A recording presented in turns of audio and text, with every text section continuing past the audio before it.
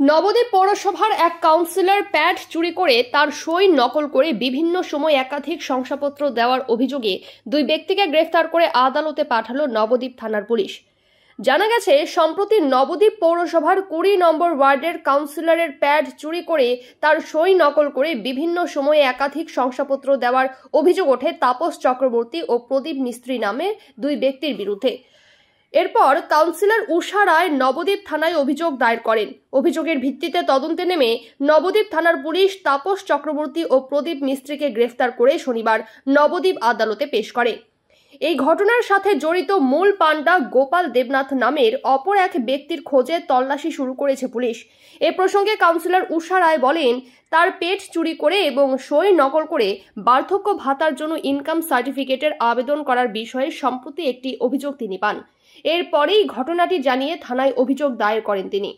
বিষয়টি জানার পর মানসিকভাবে বিধ্বস্ত হয়ে পড়ে, বাধ্য হয়ে পুলিশের দ্বারস্থ হয়। পরে অভিযোগের ভিত্তিতে পুলিশ ওই দুই ব্যক্তিকে গ্রেফতার করে আজ আদালতে পাঠালো। অভিযোগ নেই যে এই যে প্যাড চুরি করে বাইরে সাপ্লাই করা, আপনার বিরুদ্ধে যে অভিযোগটা উঠছে কাউন্সিলরে 20 নম্বর ওয়ার্ডে, সেটা আপনি কি সঠিক মনে করেন?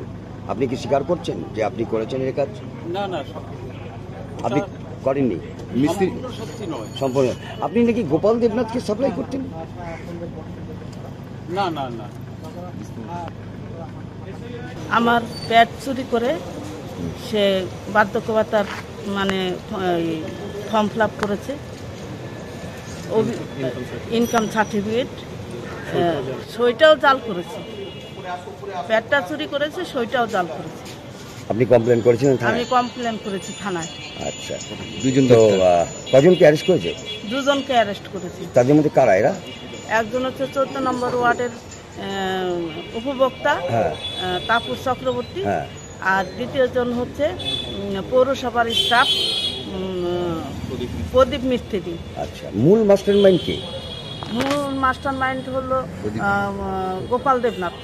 ওকে এখনো ধরতে পারেনি? ওকে এখনো ধরতে পারেনি।